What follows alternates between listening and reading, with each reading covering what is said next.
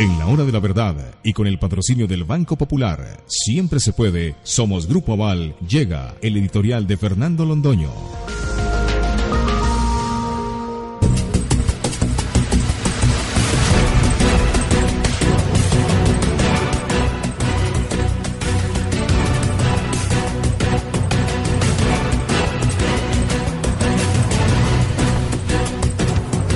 Muy queridos amigos y oyentes, a las encuestas hay que tomarlas en serio, porque uno tiene que suponer que están bien inspiradas y que están técnicamente hechas. Quienes estudiamos estadística matemática dentro de nuestros cursos de economía, sabemos que la estadística matemática es una ciencia. Y las encuestas están basadas en la estadística matemática. Por eso, en la medida en que los muestreos están bien hechos, en que se toman con objetividad y con seriedad, las encuestas deben decir la verdad. Cuando se equivocan es porque hay una chambonada desde el punto de vista de la ciencia matemática o porque hay una mala intención. Por eso hay que creerle a las encuestas y les vamos a creer en este tema decisivo. Cuando Iván Duque comanda, la voluntad de voto de los colombianos se encuentra con que los jóvenes entre los 18 y los 24 años prefieren a Gustavo Petro. Y ese es un hecho que hay que tomar con toda seriedad. ¿Por qué los más jóvenes del país están con Gustavo Petro? ¿Tienen razones para estarlo? ¿O es un problema puramente pasional y escaso, dramáticamente escaso, de algún fundamento real? Pues vamos a decirle algunas cosas a ese joven que pudo ser nuestro alumno tantas veces y a quien nos dirigimos con tanto respeto como consideración.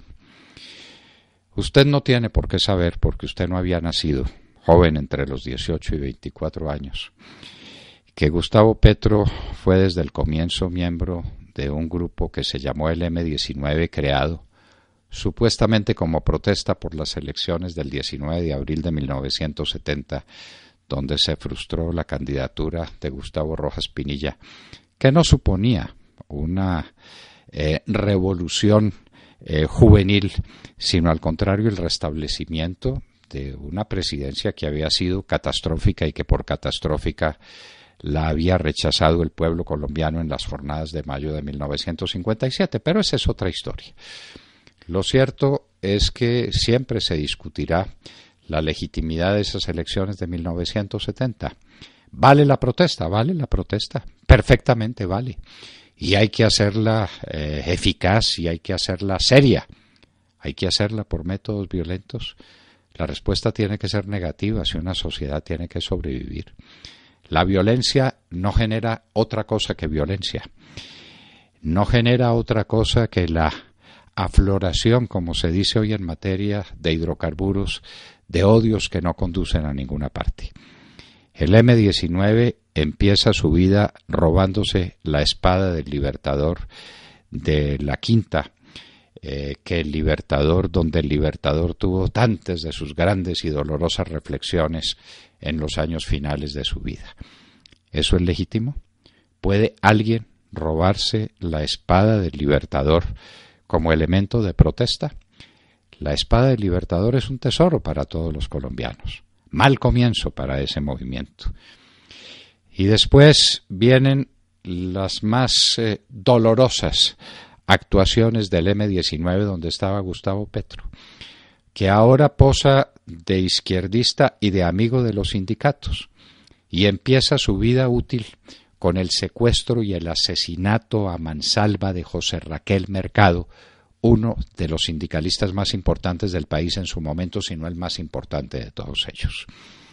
De ese acto nunca se arrepintió Gustavo Petro. Esa fue una actuación del M-19 que nos llevó a considerar de qué clase de movimiento se hablaba. Un movimiento que empezaba por secuestrar y por asesinar a mansalva, sobre seguro, aún sindicalistas de la importancia de José Raquel Mercado. Y ahí se echa a andar la vida del M-19, que culmina en acontecimientos como el robo de las armas del Cantón Norte, que desde luego no se las robó el M-19 para hacer con ellas floreros, sino para asesinar colombianos en cualquier parte que pudiese. Esas armas fueron recuperadas para bien de la República. El M-19 asaltó una embajada a mansalva, asesinando a quienes eran sus guardianes y reteniendo en un cautiverio atroz a unos diplomáticos muy importantes que se encontraban prestando servicio en Colombia, un servicio que comunicaba a Colombia con el resto del mundo. Ese fue un ataque aleve, cobarde, a mansalva, que le causó al país enormes perjuicios y que supuso el asesinato de gente inocente, muerta a mansalva por los amigos de Gustavo Petro. Finalmente el presidente Turbay Ayala entró en diálogo con esos bandidos y los mandó a Cuba donde estaba el origen del movimiento. El movimiento de Petro, el del M-19, es hijo de Fidel Castro y de Raúl Castro. La influencia de esos sujetos atroces, los peores déspotas que ha conocido el continente americano en el M-19, son conocidas y son definitivas. ¿Quiere usted, joven, una Colombia que se parezca a la Cuba de donde viene la inspiración del M-19?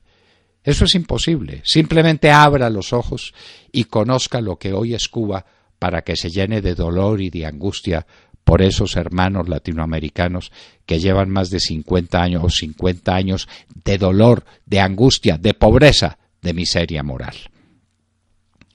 Esa columna del M-19 regresó a Colombia, armada hasta los dientes por Fidel Castro y por su socio, que era el señor Brezhnev en su momento, el que quería apoderarse de América Latina a través de las armas. La columna fue oportunamente localizada y no pudo cumplir su cometido. Como tampoco lo pudieron cumplir cuando querían llenar de armas el país para matar más colombianos con un buque que se llamaba el Carina.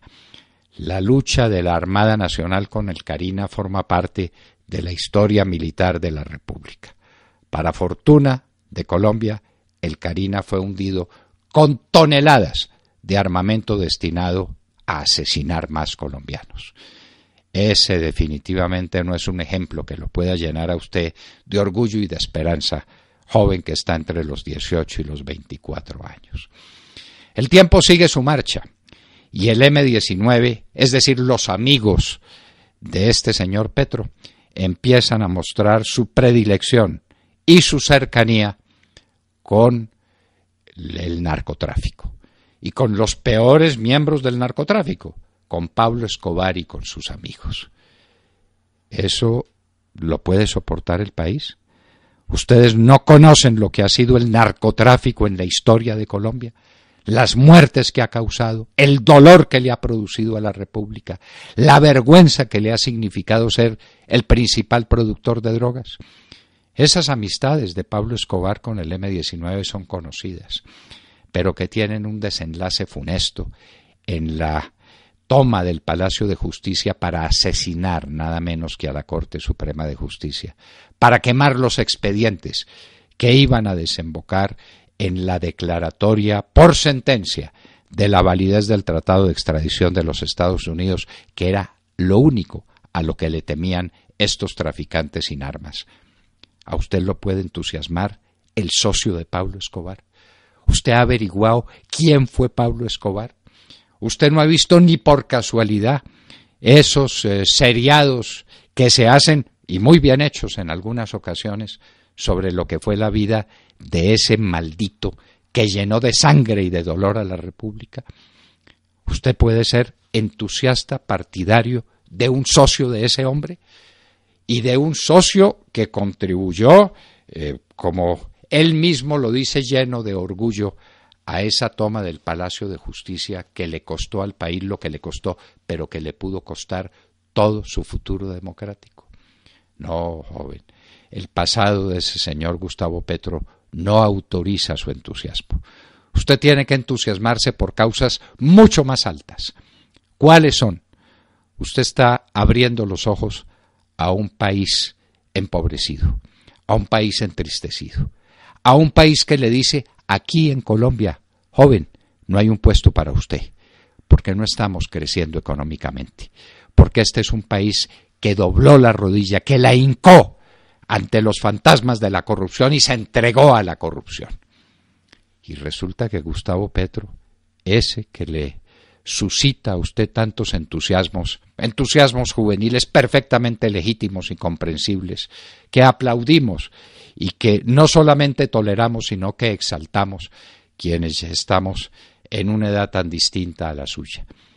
Pero ¿qué hizo Gustavo Petro cuando pudo ser hombre decisivo para cambiar los destinos de Colombia desde la alcaldía de Bogotá? ¿Por qué no dice: un momento, yo suspendo mi entusiasmo y quiero ir a los barrios de Bogotá para ver las grandes obras que dejó Gustavo Petro? ¿Dónde están los hospitales? ¿Dónde las escuelas? ¿Dónde los jardines para los niños? ¿Dónde tantas cosas de las que se gloría y vanagloría Gustavo Petro cuando habla de la Bogotá humana? ¿Dónde están? Revíselos, revíselos. No hubo nada, palabrería insulsa, incapacidad absoluta de ejecución. Petro es un hacedor de palabras y las dice con una desfachatez y con una irresponsabilidad absoluta. Es enemigo del petróleo y enemigo del carbón, y ahora seguramente endurecerá su discurso a la vista de las ineficiencias y de las ineptitudes de Ecopetrol. ¿Eso le autoriza para decir que va a reemplazar el petróleo con aguacates? No, uno tiene que ser serio. Bienvenidos los aguacates. Y más que aguacates hay que sembrar piñas y toda clase de árboles frutales. Hay que desarrollar económicamente el país a partir del agro, que es donde tiene su gran ventaja comparativa. ¿Cuántos aguacates se necesitan para reemplazar el petróleo? ¿Cuántos años de trabajo en el desarrollo con las frutas para poder tener algo que se parezca a las exportaciones petroleras? Seamos serios, trabajemos sobre las cifras. Usted, joven, está empezando sus estudios universitarios o acaba de concluirlos. Usted tiene derecho a preguntarse: a ver, ¿esto cómo es? ¿Cuál es la posibilidad que el país tiene de prescindir de su riqueza petrolera, la muy relativa y la muy corta que tiene, pero tan significativa, que le representa unos ingresos que marcan más de la mitad de todas las exportaciones del país? Hay que ser serio, hay que ser cuidadoso y hay que poner el entusiasmo donde se debe. ¿Qué tal poner el entusiasmo en el gran desafío del desarrollo económico del país? Este país tiene que crecer. Usted, joven, tiene que ayudar a sacudir los cimientos de una república empobrecida, entristecida, inepta y corrupta. ¿Qué tal el desafío? ¿Qué tal ese desafío que usted se puede proponer como joven y decir: voy a contribuir a hacer de Colombia el país más desarrollado de América, porque el desarrollo es la paz, porque el crecimiento es el objetivo, porque me voy a abrir espacios dentro de esta república, espacios de esperanza para mí, más tarde para mis hijos, porque con mis compañeros de generación voy a producir un terremoto de desarrollo, para que produzcamos mucho más, para que tengamos tecnología, la tecnología más alta que haya en el mundo, para que llamemos a los capitales extranjeros y sumarnos al esfuerzo para ser un país desarrollado industrialmente, desarrollado en sus inmensas posibilidades agroindustriales, donde usted podrá tener esperanzas. Joven, usted con el discurso de Petro, lamento decirlo, no va a ninguna parte. Ese fue un intento que se hizo 1000 veces. Estudie la historia del socialismo desde que empezó a hacer camino por el mundo a mediados del siglo XIX. No es una historia demasiado larga. está disponible y la puede mirar. Unas cuantas horas de estudio le mostrarán que el socialismo ha sido un fracaso terrible, donde quiera que se ha ensayado, en todas las latitudes, en todos los lugares, en todas las épocas. Busque un caso, uno solo, de socialismo triunfante y lo declaro a usted ganador en este debate. El socialismo es un fabricante de miseria y usted no puede contribuir a fabricar miseria. Usted tiene que contribuir a fabricar riqueza, a cambiar el país, a hacer de Colombia el país más grande de América como todos lo soñamos. Ese desafío tiene por delante, pero eso no se consigue con un hablador de tonterías, con un ejecutor de las cosas peores que se han ejecutado en Colombia, con un hombre que tiene un negro pasado y que no muestra los caminos del porvenir, porque es incompetente, porque es ignorante en materias decisivas de economía, porque es una negación en capacidad ejecutiva, como lo demostró en la alcaldía de Bogotá.